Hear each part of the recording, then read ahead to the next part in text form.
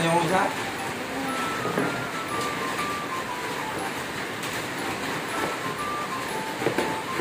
Para saan ganyan, Papa? Gulay. Makain ka ganito? Hindi. Hindi? Hindi ka nakain? Enjoy watching lang tayo mga ka-farmer. Ayan, sobrang lakas ng ulan sa labas.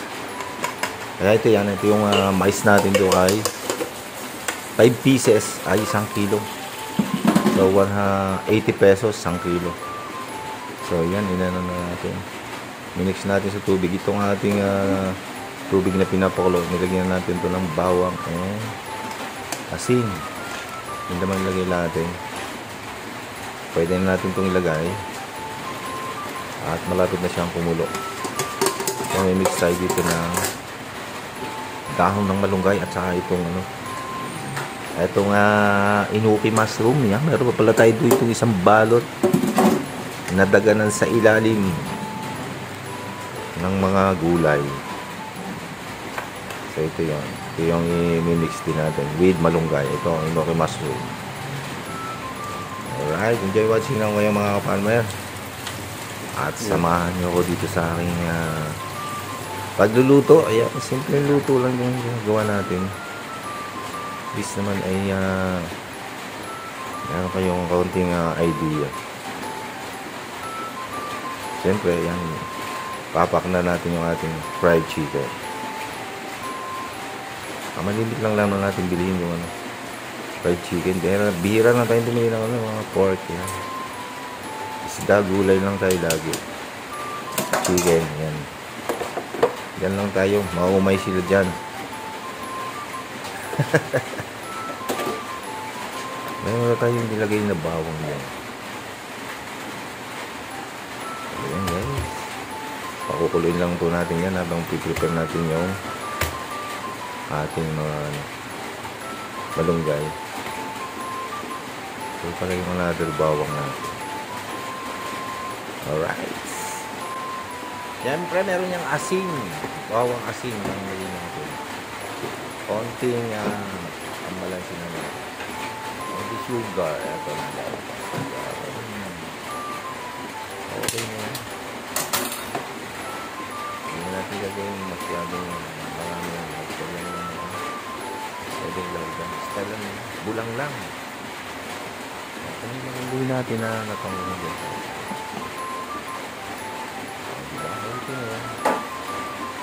Healthy na itong gulay natin. With matching fried chicken.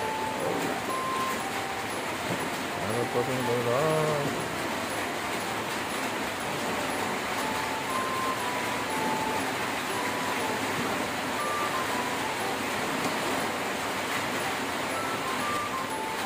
Yan, prepare natin itong ating paglulutuan ng fried chicken. Deep fry na lang natin para mas madali. Ayan, masyadong balik-balikin yan. Okay.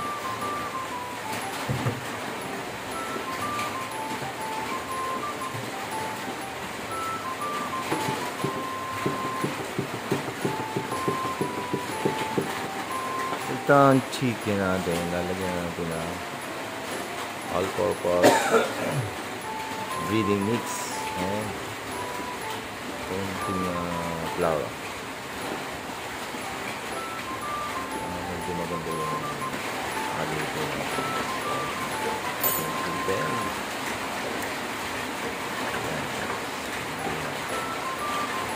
All-purpose breading mix. So, yun yan. Fry na tayo. Guys, yung gulay natin, yung mga awas na. Siyempre, ito taste pa rin. Nasanay na natin yung mga kasama natin na medyo matabang yung medyo matabang kulang sa asin yung mga niluluto natin. Ayan, start na tayo. Ating deep fried chicken. Alright.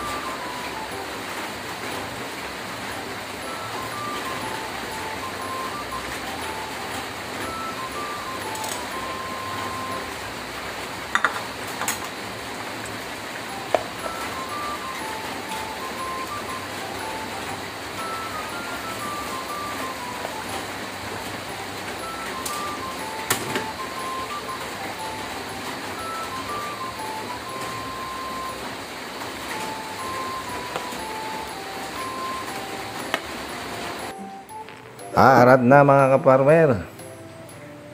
Eto na. Ready to eat na tayo. Tara, nasa ng kanin natin. Ready na ang ating ulam. O, di ba ayos na ito? Ulam natin. Bulang lang na mais and fried chicken. Arat na mga farmer. Ayan, maraming salamat po sa inyo lahat. Thank you for watching. Sana po na-enjoy kayo dito sa ating ginawang video. Medyo na-miss natin yung itong gulay na mais. Yung medyo mahal pa ngayon ang kilo. 80 ang kilo ng mais. Yun ay 5 pieces.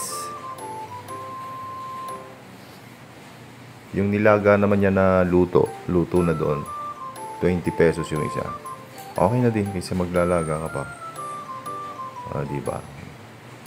Medyo mura na din. Mura-mura na. Pero ano pa yun, bago pa lang na harvest yan ng mga magtatanim. Doon sa highway na dinadaanan natin. Alright guys, thank you for watching. Your time and support very much appreciated. Bye-bye.